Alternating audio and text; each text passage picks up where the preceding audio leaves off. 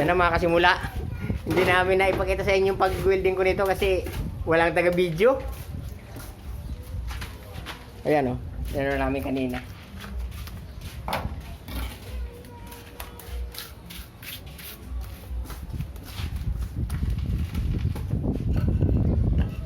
Nakita nyo sana mga kasimula kung paano ako mag-welding.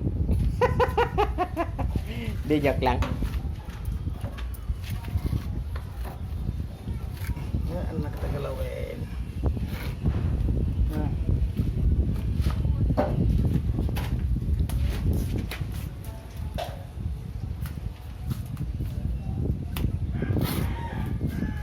May mga pintik lang talagang masun ano. Ha. Oo nga. Gamit pang kahoy yan oh.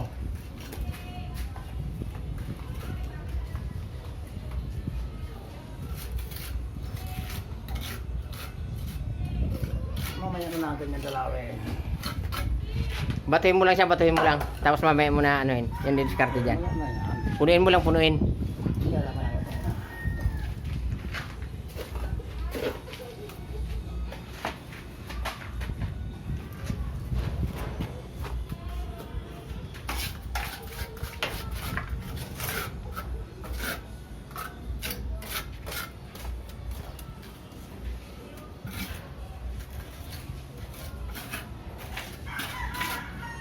Ganun nangyayari ang git mo sir.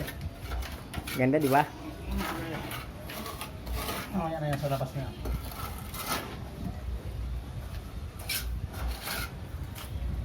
Ganda ng pagka-welding ko dyan. Talagang matibay yan.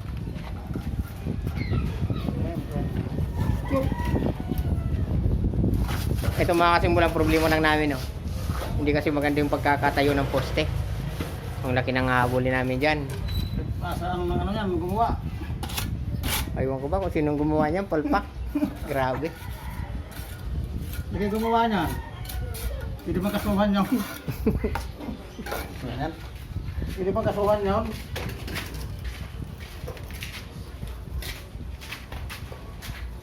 Eh, Mike.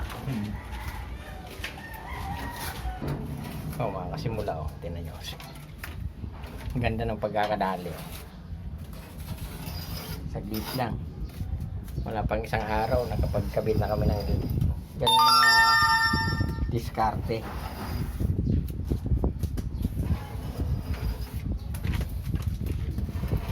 Ayan, yung sa mga lakad, no? Nagpaka-prepare na, oh.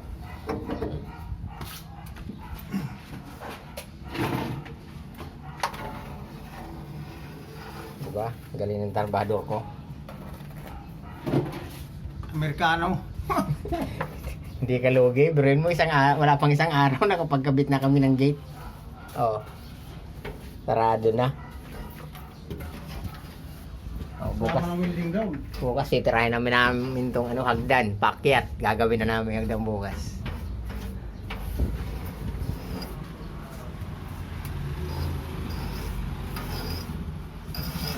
Hindi ko sa inyo napakita yung yung pag-welding ko nito kanina kasi ano talaga, walang tagahawak.